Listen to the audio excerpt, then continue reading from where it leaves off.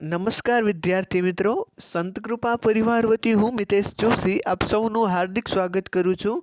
વિદ્યાર્થી મિત્રો, આજે આપણે અલંકાર પરિચયમાં આગળ વધવાના છીએ. તો સર્વપ્રથમ આપણે છે તે અલંકાર કોને કહેવાય અને શબ્દ અલંકાર ને અર્થ અલંકાર શું કે જેના વિશે આપણે કાલે ચર્ચા કરી તેના વિશે ટૂંકમાં પરિચય મેળવી લઈએ. તો સામાન્ય રૂપથી અલંકાર એટલે કે જે કાવ્યોની શોભા વધારે તેવું એક સાધન એટલે કે ઘરેણું. તો તેવું એક સાધન એટલે કે અલંકાર. તો સામાન્ય રૂપથી અલંકાર છે તે ઘરેણાનું સમાનાર્થી છે. તો આ ઘરેણા શું કામ કરે કે માનવ શરીરની શોભા વધારે, બરાબર. એટલે કે માનવ શરીર સુંદર તો હોય જ, પરંતુ તે અલંકાર છે તે માનવ શરીરની શોભા વધારે છે. તેવી જ રીતે છે આ શબ્દ અને અર્થથી યુક્ત કાવ્યમય શરીર પણ છે. તો આ કાવ્યમય શરીરની જે શોભા વધારે તેને આપણે અલંકાર તરીકે ઓળખીએ છીએ. એટલે કે માનવની શરીરની શોભા વધારતું જે ઘરેણું છે તેને પણ આપણે અલંકાર તરીકે ઓળખી શકીએ. અને કાવ્યમય જે શરીર છે તેની શોભા વધારતા જે બાબત છે તેને પણ આપણે અલંકાર તરીકે ઓળખી શકીએ છીએ. તો જેમ આપણે હાથમાં પહેરવાના અનેકો ઘરેણા હોય, પગમાં પહેરવાના હોય, ત્યારબાદ નળીમાં પહેરવાના હોય, તો આ પ્રમાણે આપણા માટે અનેકો ઘરેણા હોય છે. તેવી જ રીતે કાવ્યમય શરીરની શોભા વધારતા અનેકો ઘરેણાઓ છે. જેમ કે ઉપમા, રૂપક, અતિશયોક્તિ વગેરે જેવા છે તે અનેકો ઘરેણાઓ છે જે કાવ્યમય શરીરની શોભા વધારે છે. તો ટૂંકમાં અલંકાર એટલે કે શું? તો સામાન્ય રીતે જે કાવ્યમય શરીર છે તેની શોભા વધારતા જે બાબતો છે તેને સામાન્ય રૂપથી અલંકાર તરીકે ઓળખવામાં આવે છે. ત્યારબાદ આપણે અલંકારના બે પ્રકારો વિશે જાણ્યું હતું કે જેનામાં પહેલું અલંકાર છે શબ્દ અલંકાર અને બીજો પ્રકાર છે અર્થાલંકાર, બરાબર. તો આ બે પ્રકારો છે શબ્દ અલંકાર અને અર્થાલંકાર, જેના વિશે આપણે પરિચય મેળવ્યો હતો. તો એના વિશે આપણે ટૂંકમાં સમજી લઈએ. તો શબ્દ અલંકાર કોને કહેવાય કે જેનામાં શબ્દો કે વર્ણોને કારણે અલંકારની જે કાવ્યરૂપી શરીર છે તેની શોભા વધતી હોય તો ત્યાં શબ્દ અલંકાર આવે, બરાબર. જ્યાં શબ્દોને કારણે કાવ્યની શોભા વધતી હોય ત્યાં શબ્દ અલંકાર આવે. તો અહીં મુખ્ય શું કે શબ્દોને કારણે કાવ્યની શોભા વધવી જોઈએ. તો જેનામાં આપણે નીચે મુજબના ઉદાહરણો, જેમ કે સ્મરણે સરસમ, તો અહીં સ થયું તો આ બે સ ભેગા છે. તેવી રીતે કલાસુ કુતૂહલમ, તો અહીંયા ક વાળા બે શબ્દો ભેગા છે. કોમલ કાંત, તો કો વાળા શબ્દો ભેગા. શૃણુ સરસ્વતી, તો આ બધા શબ્દો ક વાળા ને એવી રીતે ભેગા છે. તો તેનાથી અહીં જે શબ્દો છે, શબ્દોમાં આવતા જે વર્ણો છે તેના કારણે કાવ્યની શોભા વધી છે. તો આ છે તે શબ્દાલંકાર તરીકે ઓળખાય છે. તેવી જ રીતે વિવાદે, વિષાદે, પ્રમાદે, પ્રવાસે, તો અહીં પણ આ જે વિવાદે છે, ત્યારબાદ વિષાદે, પ્રમાદે, પ્રવાસે, આ જે શબ્દો છે તેનામાં પ્રથમ વર્ણો સમાન છે અને ઉપરાંત આનામાં એકાનંત વાળા પણ શબ્દો છે. તો આના કારણે છે આ જે નીચેનું જે શ્લોક છે, બીજો શ્લોક છે, તેની શોભા વધી છે. તો સામાન્ય રૂપથી ત્યાં પણ શબ્દાલંકાર થઈ જાય. તો કહેવાનો અર્થ એ કે જ્યાં શબ્દોને કારણે કાવ્યની શોભામાં વધારો થાય તો તેને આપણે શબ્દાલંકાર તરીકે ઓળખીએ છીએ. તો કોના કારણે વધારો થાય? તો કે શબ્દોને કારણે કાવ્યની શોભામાં વધારો થાય તો સામાન્ય રૂપથી તેને આપણે શબ્દાલંકાર તરીકે ઓળખીએ છીએ. ત્યારબાદ આપણે વાત કરી હતી અર્થાલંકારની. તો શબ્દાલંકારમાં કોના કારણે કાવ્યની શોભા વધતી હતી? તો સામાન્ય રૂપથી એવું કહેવાય કે શબ્દોને લીધે કાવ્યની શોભા વધતી હતી.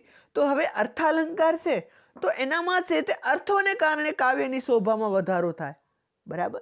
તો શબ્દાલંકારમાં શબ્દોને કારણે કાવ્યની શોભામાં વધારો થતો હતો, જ્યારે અર્થાલંકારમાં અર્થોને કારણે કાવ્યની શોભામાં વધારો થાય છે. માટે અહીં છે તે અર્થાલંકાર છે. એટલે કે અર્થાલંકારમાં સામાન્ય રૂપથી શું હોય તો અર્થોને કારણે કાવ્યની શોભામાં વધારો થતો હોય, જેનામાં આપણે વાગર્થા વિવ સંપૃક્તો વગેરેનું ઉદાહરણ જોયું હતું. તો અહીં છે તે વાગર્થા વિવ સંપૃક્તો, અહીં માતા શિવ અને પાર્વતીની શબ્દ અને અર્થની સાથે કલ્પના કરેલી છે. તો આ જે કલ્પના સાથે એને જોડીને કલ્પવામાં આવ્યા છે, તેના લીધે જે કાવ્યની શોભા છે તે વધી ગઈ છે, અને તેના કારણે અહીં ઉપમા એવો અલંકાર થાય છે. તો ટૂંકમાં કહેવાનો અર્થ એ કે જ્યાં અર્થોને કારણે કાવ્યની શોભામાં વધારો થતો હોય તેને અર્થાલંકાર કહે છે. તો ટૂંકમાં આપણે અલંકાર વિશે અને શબ્દાલંકાર અને અર્થાલંકાર વિશે આપણે ટૂંકમાં પરિચય મેળવ્યા હતા. તો વિદ્યાર્થી મિત્રો, આપણે છે તે માત્ર શબ્દાલંકાર નથી ભણવાના, પરંતુ અર્થાલંકાર જ ભણવાના છે. તો આ અર્થાલંકાર કેવા હશે કે જેનામાં અર્થોને કારણે કાવ્યની શોભામાં વધારો થતો હોય. ને વિદ્યાર્થી મિત્રો, આપણે શબ્દાલંકારની સંખ્યા ઓછી છે, જ્યારે અર્થાલંકારની સંખ્યા વધુ છે.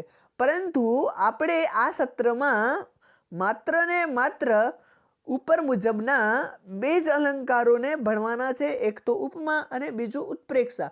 બાકીના જે 2 અલંકારો છે તે આગલા સત્રોમાં આવશે. તો આપણે જે હવે અલંકારો છે તેનામાં આગળ વધીએ. તો સૌથી પહેલો અલંકાર આવે છે ઉપમા. બરાબર. તો ઉપમા અલંકારના સર્વપ્રથમ આપણે લક્ષણ જોઈએ. તો સાધર્મ્યમ ઉપમા ભેદે.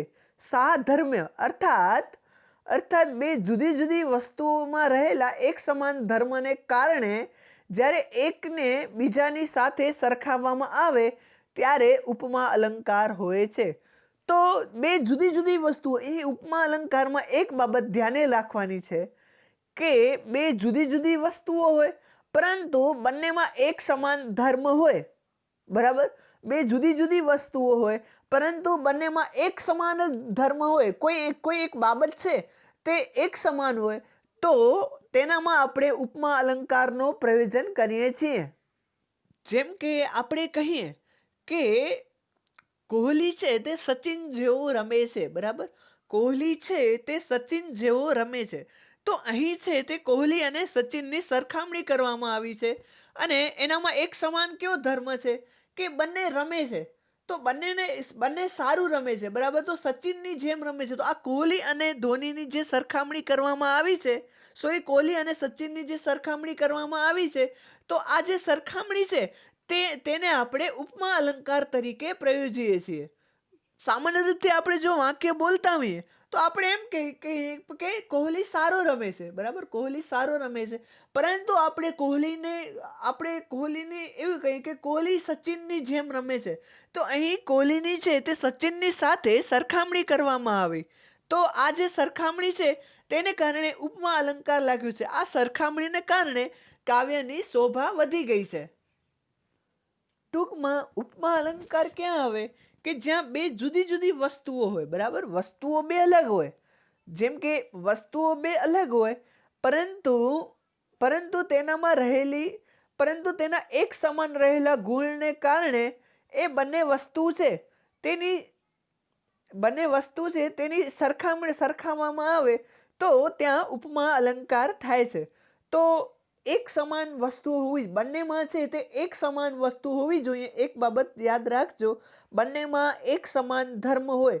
બરાબર. ભલે બંને વસ્તુઓ અલગ હોય પરંતુ બંને એક સમાન એનામાં વસ્તુ હોય. એક સમાન ધર્મને કારણે જ્યારે એકને બીજાની સાથે સરખાવવામાં આવે ત્યારે ત્યાં ઉપમા અલંકાર થાય છે.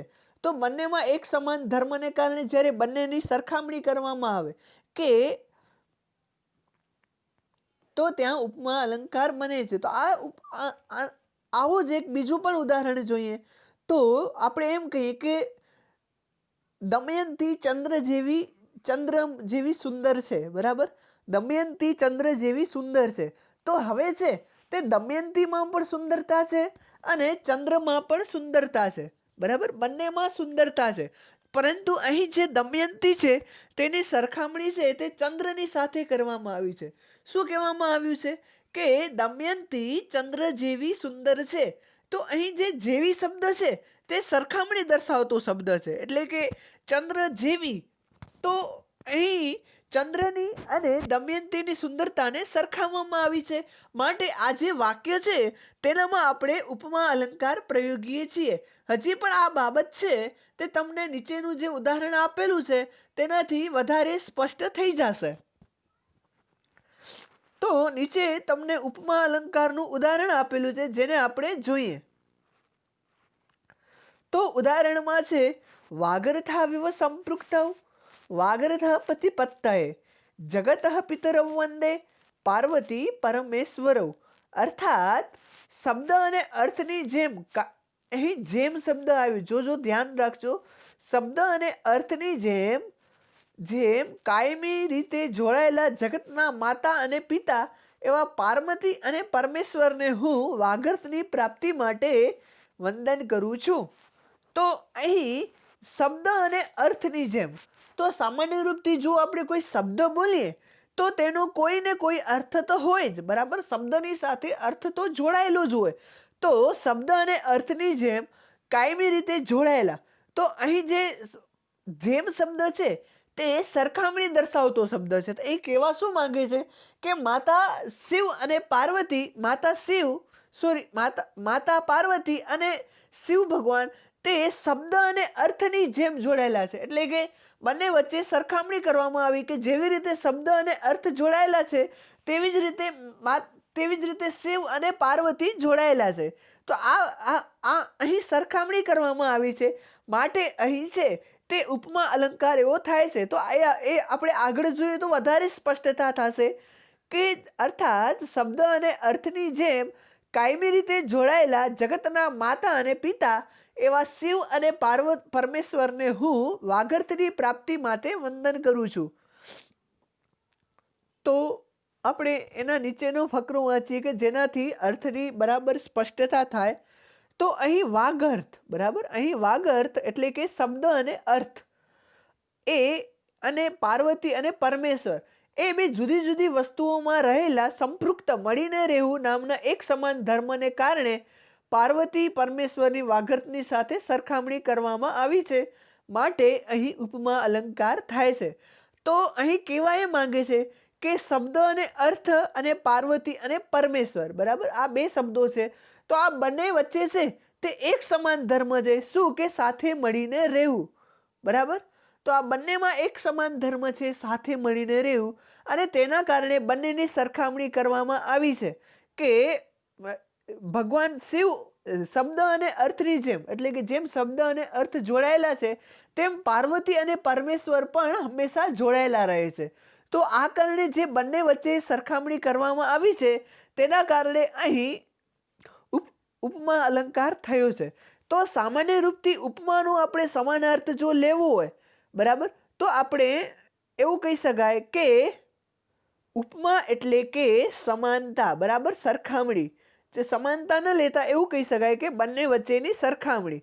ઉપમા એટલે કે સરખામણી, બરાબર. તો ઉપમાનો સામાન્ય અર્થ થાય છે સરખામણી.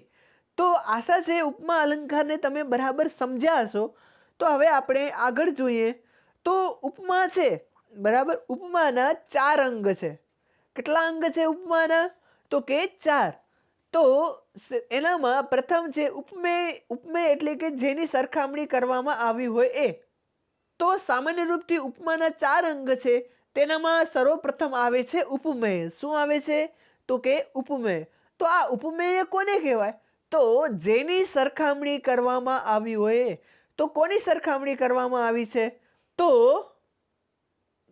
કોની સરખામણી કરવામાં આવી છે? તો કે પાર્વતી અને પરમેશ્વરની. તો ઉપમેય કોને કહેવાય? કે જેની સરખામણી કરવામાં આવી હોય તે ઉપમેય. તો અહીં કોની સરખામણી કરવામાં આવી છે? તો કે માતા પાર્વતી અને પરમેશ્વરની સરખામણી કરવામાં આવી છે. ત્યારબાદ આવે છે ઉપમાન, એટલે કે જેની સાથે સરખામણી કરાય છે તે.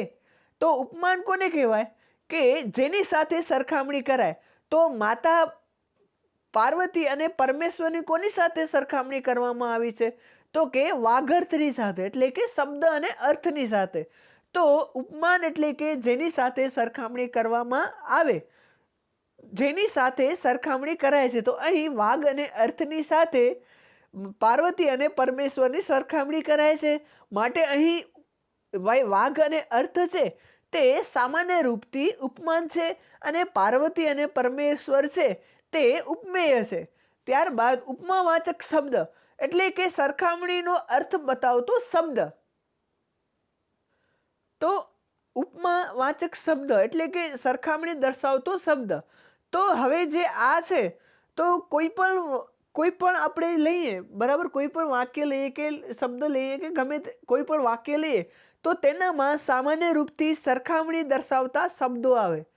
તો ઉપમાવાચક જે સરખામણી દર્શાવતા શબ્દો છે તે આ છે કે ઈવ, સમ, સદૃશ, તુલ્ય વગેરે. તો આ બધા જે શબ્દો છે તે સરખામણી દર્શાવતા શબ્દો છે, જેનો અર્થ થાય છે ની જેવો, બરાબર, એટલે કે ની જેવો, સમાન, બરાબર, એની સમાન. એટલે કે સચિન કોહલી જેવો રમે છે તો આપણે એવું કહી શકીએ કે એ ની જેવો છે તે સરખામણી દર્શાવતો શબ્દ છે. તો આવા જ્યાં શબ્દો આવે કે જ્યાં ઈવ, સમ, સદૃશ, તુલ્ય, ત્યાં સમાન રૂપે આપણે ઉપમા અલંકાર છે તેવું આપણે કહી શકીએ, કારણ કે અહીં એ સરખામણી દર્શાવતા શબ્દો છે. તો કહેવાનો અર્થ એ કે ઉપમાન એટલે કે આપણે જેની સાથે સરખામણી કરીએ છીએ તેને ઉપમાન કહેવાય, અને જેની સરખામણી કરીએ છીએ તેને ઉપમેય કહેવાય, બરાબર. અને જે નીચે છે તે ઉપમા દર્શાવતા કેટલાક શબ્દો છે, એટલે કે આવા જ્યાં શબ્દો આવે કે ઈવ, સમ, ત્યારબાદ સદૃશ, તુલ્ય, આવા જ્યાં શબ્દો આવે ત્યાં સામાન્ય રૂપથી આપણે ઉપમા અલંકાર લગાડીએ છીએ. ત્યારબાદ સાધારણ ધર્મ એટલે કે ઉપમાન અને ઉપમેય વચ્ચેમાં રહેલો એક સમાન ધર્મ. તો સાધારણ ધર્મ કોને કહેવાય? કે જે બંને વચ્ચે રહેલો એક સમાન ધર્મ હોય તેને સાધારણ ધર્મ કહેવાય. તો સામાન્ય રૂપથી શબ્દ અને અર્થ, બરાબર, શબ્દ અને અર્થ અને પાર્વતી અને પરમેશ્વર આ બંનેમાં છે તે એક સમાન રીતે એક ધર્મ રહેલો છે કે કાયમી રીતે જોડાયેલા, બરાબર. જેમ શબ્દ અને અર્થ કાયમી રીતે જોડાયેલા હોય છે તેમ પાર્વતી અને પરમેશ્વર પણ કાયમી રીતે જોડાયેલા હોય છે. તો આ કારણે છે આ એનો સાધારણ ધર્મ છે કે કાયમી રીતે જોડાયેલા રહેવું. તો બંને વચ્ચે જે રહેલો કોઈ એક સમાન ગુણ હોય, બરાબર, સમાન લક્ષણ હોય તો તેને આપણે સામાન્ય રૂપથી છે તે સાધારણ ધર્મ એવું કહીએ છીએ, બરાબર, સાધારણ ધર્મ. તો અહીં આપણે સમજાવવામાં આવેલું છે કે ઉપરના ઉદાહરણમાં પાર્વતી અને પરમેશ્વર, ત્યારબાદ ઉપમાન, વાગર્થ, બરાબર, ઉપમાવાચક શબ્દ ઈવ, જ્યારે ઉપમેય અને ઉપમાનના સાધારણ ધર્મ સંપૃક્ત હંમેશા મળીને રહેવું એ સાધારણ ધર્મ છે. તો અહીં તમને ટૂંકમાં સમજાવ્યું છે કે ઉપરના ઉદાહરણમાં ઉપમેય પાર્વતી અને પરમેશ્વર. તો આપણે અગાઉ કહ્યું એમ કે જેની સરખામણી કરવામાં આવે તેને પાર્વતી અને તેને આપણે ઉપમેય કહીએ છીએ, બરાબર. તો પાર્વતી અને પરમેશ્વરની સરખામણી કરવામાં આવી છે, બરાબર. તો કોની સાથે? તો શબ્દ અને અર્થની સાથે. તો જેની સાથે સરખાવવામાં આવે તેને આપણે ઉપમાન કહીએ છીએ, બરાબર. તો અહીં જે ઉપમાન છે તે શબ્દ અને અર્થ છે. તો જેની સાથે સરખામણી કરવામાં આવે તે ઉપમાન અને જેની સરખામણી કરવામાં આવે તે ઉપમેય, બરાબર. ત્યારબાદ ઉપરોક્ત શ્લોકમાં ઉપમાવાચક શબ્દ ઈવ છે. તો અહીં કીધેલું છે એમ કે ઈવ, સમ, સદૃશ, તુલ્ય વગેરે જે શબ્દો છે તે ઉપમાવાચક શબ્દો છે. તો અહીં પણ ઉપમાવાચક શબ્દ ઈવ છે, બરાબર. તો એ ઈવને કારણે પણ આ ઉપમા અલંકાર એવું આપણે કહી શકીએ. ત્યારબાદ જ્યારે ઉપમા અને ઉપમેયનો સાધારણ ધર્મ સંપૃક્ત એટલે કે હંમેશા સાથે મળીને રહેવું એ છે. તો ઉપરોક્ત શ્લોકમાં પાર્વતી અને ભગવાન શિવ તે હંમેશા એક સાથે જોડાયેલા રહે છે. તો એને ત્યારબાદ શબ્દ અને અર્થ બંને એક સાથે જોડાયેલા રહે છે. તો અને આ બંને વચ્ચેનું અહીં આ સાધારણ ધર્મ છે. તો ઉપરોક્ત નિયમોને કારણે આ જે અલંકાર છે તે આ શ્લોકમાં જે અલંકાર છે તે સામાન્ય રૂપથી ઉપમા અલંકાર તરીકે ઓળખાય છે. તો ટૂંકમાં તમે સમજ્યા હશો કે ઉપમા અલંકાર એટલે કે સામાન્ય રૂપથી સરખામણી, જ્યાં બંને લોકો છે તેની એક સમાન ગુણને કારણે સરખામણી કરવામાં આવે તો ત્યાં ઉપમા અલંકાર થાય છે. જેમ કે એક આપણે ગુજરાતીમાં ઉદાહરણ લઈએ તો અર્જુન એ કર્ણ જેવો ધનુર્ધર છે, બરાબર. તો અર્જુન એ કર્ણ જેવો જે ધનુર્ધર છે એવું આપણે કહ્યું. તો અહીં જેવો, બરાબર, તો જેવો એટલે કે ઈવ સમ, ઈવ એટલે કે જેવો. તો અહીં આ જેવો જે શબ્દ આવ્યો ઈવ, તો એ એ જેવા શબ્દને કારણે બંને વચ્ચે સરખામણી છે, બરાબર. અર્જુન અને કર્ણની વચ્ચે સરખામણી છે. તો એ સરખામણીના નિયમને કારણે અહીં ઉપમા એવો અલંકાર થાય છે કે અર્જુન એ કર્ણ જેવો ધનુર્ધર છે. તો અહીં જે જેવો શબ્દ છે ત્યારબાદ બંને વચ્ચે સરખામણી કરવામાં આવી છે. તો શું સરખામણી કરવામાં આવી છે? તો કે ધનુર્ધારિતાને. તો આનું અહીંયા જે આપણે સાધારણ ધર્મ લઈએ તે સામાન્ય રૂપથી ધનુર્ધારિતા આવે, બરાબર. કારણ કે બંને વચ્ચે ધનુષ્ય ધારિતા છે, તેની વચ્ચે તેની સરખામણી કરવામાં આવી છે. તો ટૂંકમાં કહેવાનો અર્થ એ કે જેનામાં જે અલંકાર હોય તેનામાં સરખામણી હોય તો ત્યાં સામાન્ય રૂપથી ઉપમા અલંકાર આવે છે. ત્યારબાદ આપણે આગળનો અલંકાર જોઈએ તો બીજું અલંકાર આવે છે ઉત્પ્રેક્ષા. હવે ઉત્પ્રેક્ષાનો સામાન્ય અર્થ થાય છે સંભાવના, શક્યતા, બરાબર. ઉત્પ્રેક્ષાનો સામાન્ય અર્થ થાય છે સંભાવના અને શક્યતા, બરાબર. તો ઉત્પ્રેક્ષા એટલે કે સંભાવના, શક્યતા. તો હવે ઉત્પ્રેક્ષાની સર્વપ્રથમ એનું લક્ષણ જોઈએ, ત્યારબાદ એ અલંકારને સમજશું. તો સંભાવનમ અથોત્પ્રેક્ષામ પ્રકૃતસ્ય સમેન યત, અર્થાત સંભાવનમ અથો સંભાવના, બરાબર. એ સંભાવના એવો શબ્દ જ છે, બરાબર. ઉત્પ્રેક્ષાનો સામાન્ય અર્થ થાય છે સંભાવના કે શક્યતા. જે કે એક વસ્તુ એ બીજી વસ્તુ છે એવી સંભાવના છે એવું આપણે લાગતું હોય તો ત્યાં ઉત્પ્રેક્ષા અલંકાર આવે. જે આપણે જોઈએ જેનાથી વધારે ખબર પડશે. તો અર્થાત પ્રકૃત એટલે કે પ્રસ્તુત વર્ણનીય વસ્તુ અને તેની અને વસ્તુ અર્થાત ઉપમેય, જે વસ્તુને વર્ણન કરવામાં આવે છે તે વસ્તુ, બરાબર, ઉપમેય. તો આપણે અગાઉ વાત કરી ઉપમેય કોને કહેવાય? તો જેની સરખામણી કરવામાં આવતી હોય તે, બરાબર. તો જેની સરખામણી કરવામાં આવતી હોય તે ઉપમેય કહેવાય. તો અહીં કહેવામાં આવે છે અર્થાત પ્રકૃત એટલે કે પ્રસ્તુત વર્ણનીય વસ્તુ અર્થાત કે ઉપમેયની તેની સમાન વસ્તુ એટલે કે તેની સમાન વસ્તુ અર્થાત કે ઉપમાન સાથેની જ્યારે સંભાવના કરવામાં આવે, એટલે કે ઉપમેય છે તેની ઉપમાન સાથે સંભાવના કરવામાં આવે ત્યારે ઉત્પ્રેક્ષા અલંકાર હોય છે. તો ઉપમેયની ઉપમાન સાથે સરખામણી, તો સામાન્ય રૂપથી સરખામણી નહીં પરંતુ સંભાવના. ઉપમેયની ઉપમાન સાથે, ઉપમેય એ ઉપમાન છે, બરાબર, કે ઉપમાને ઉપમેય છે તેવી સંભાવના કરવામાં આવે. એટલે સંભાવના એટલે કે શક્યતા, કે સામાન્ય રૂપથી ઉપમાન છે તે ઉપમેય છે એવી જે શક્યતા છે એવી શક્યતાઓ રહેલી છે. તો ત્યાં આપણે ઉત્પ્રેક્ષા અલંકાર લગાડશું. સમજી લો કે એક ઉદાહરણ લઈએ કે હૈયું જાણે હિમાલય, બરાબર. તો અહીં હૈયું જાણે હિમાલય એવો આપણે એક શબ્દ લીધો.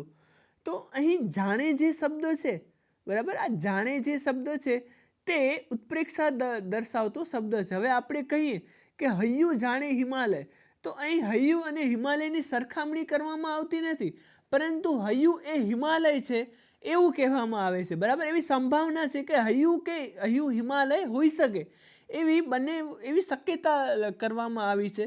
તો એ કારણે હૈયું જાણે હિમાલય છે એ એટલું વાક્ય છે તેનામાં ઉત્પ્રેક્ષા અલંકાર થાય છે.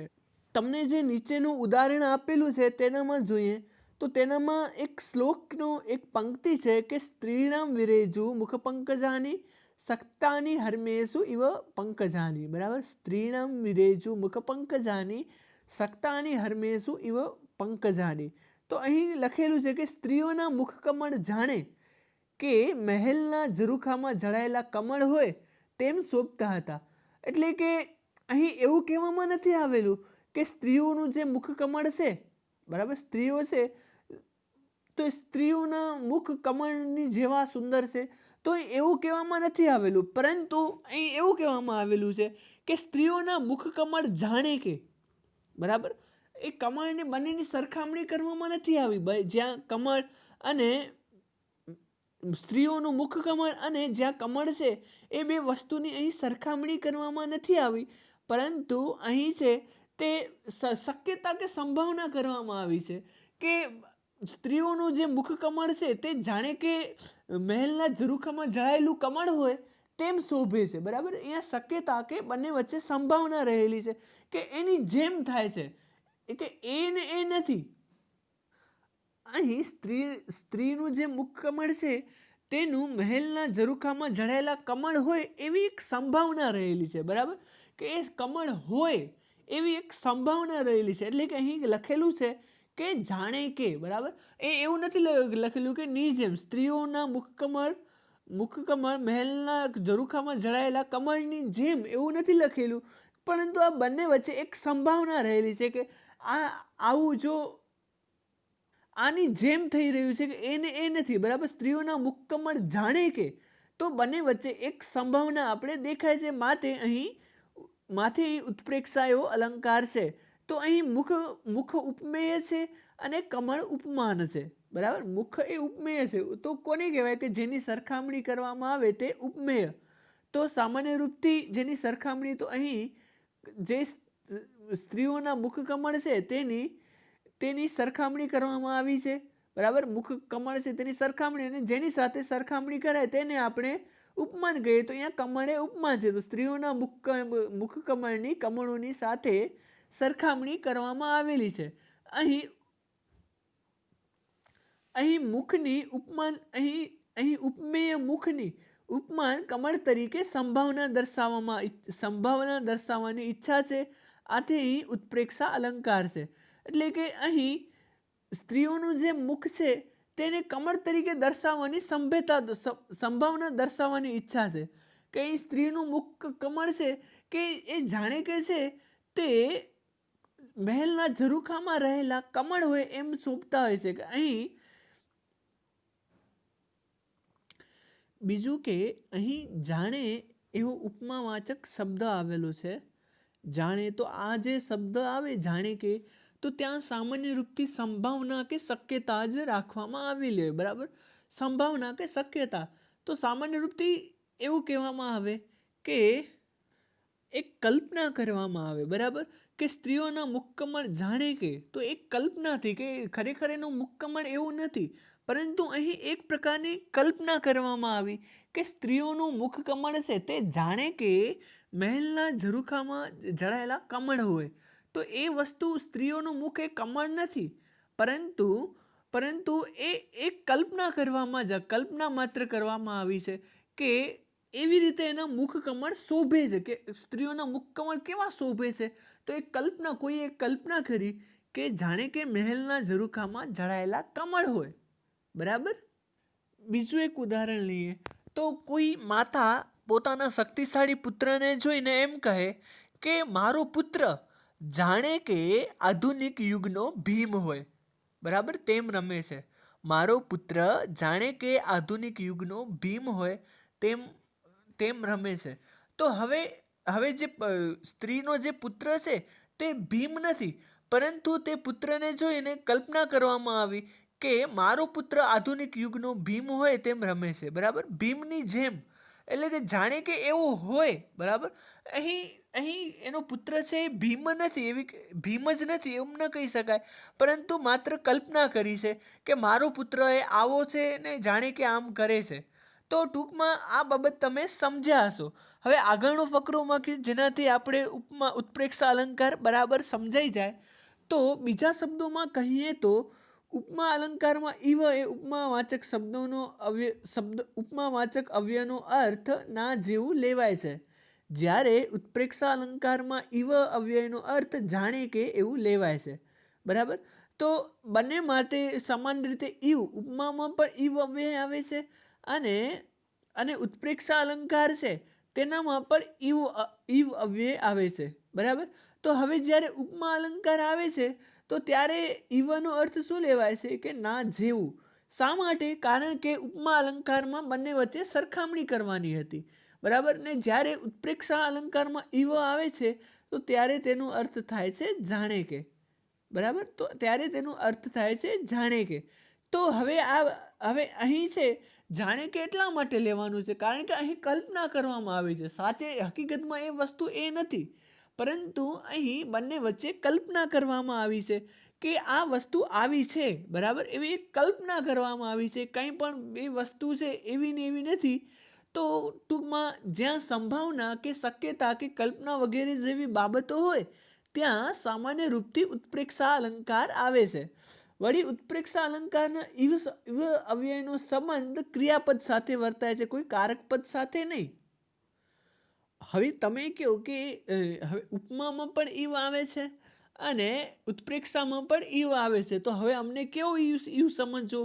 તો હવે જ્યારે ઉત્પ્રેક્ષા અલંકારમાં ઈવ આવે, બરાબર, તો તે છે તે ક્રિયાપદ સાથે જોડાયેલું હોય, બરાબર. જેમ કે અહીં લખેલું છે કે સ્ત્રીઓના મુખકમળ જાણે કે મહેલના ઝરૂખાની જેમ શોભતા હતા, બરાબર. તો શોભતા હતા, તો જાણે કે શોભતા હતા. હવે અહીં છે આ જાણે કે શબ્દ છે તે સામાન્ય રૂપથી શોભતા હતા તેની સાથે જોડાયેલું છે.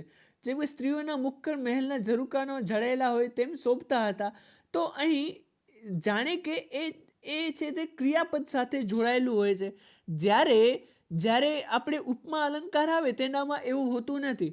ત્યાં શું હોય કે બંને કારક પદ હોય, બરાબર. આ વિશે તમે અગાઉના ધોરણોમાં ભણ્યા હશો. તો ત્યાં છે તે બંને કારક પદ હોય, એટલે કે બંને આપણે પ્રથમા વિભક્તિ, દ્વિતીય વિભક્તિ વગેરેથી જોડાયેલા હોય. પરંતુ જ્યારે ઉત્પ્રેક્ષા અલંકાર આવે તો ત્યારે આ જે ઈવ શબ્દ છે તે ક્રિયાપદ સાથે જોડાયેલું હોય છે, બરાબર. ક્રિયાપદ સાથે જોડાયેલું વર્તાય.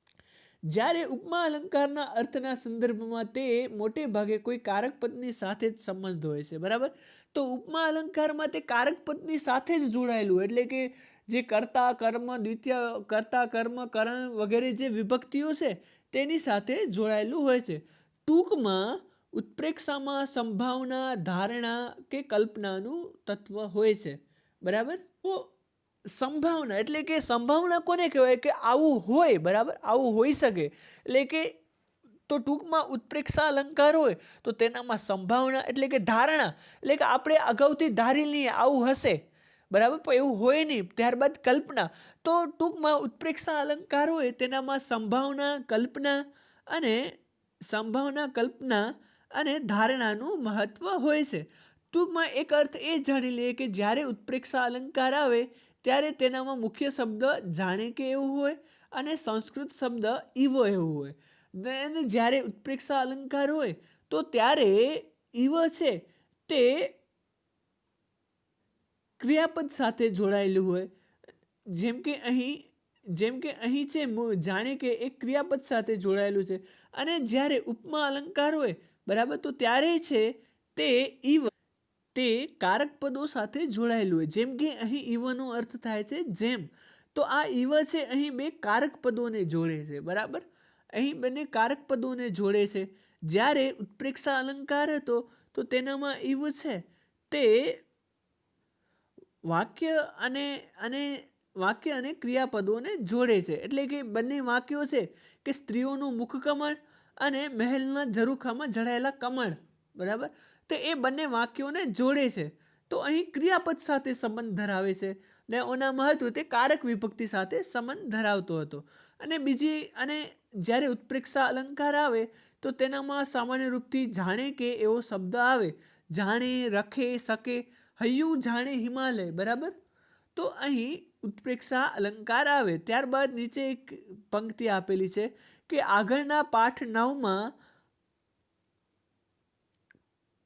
9માં લિંપતિ વ તમુંઘાની વર્ષતી વાંજનમ નભ, અર્થાત અર્થ અંગોને અંધારું જાણે કે, બરાબર. અહીં જાણે કે આવ્યું તો અંગોને અંધારું જાણે કે લીપી રહ્યું છે.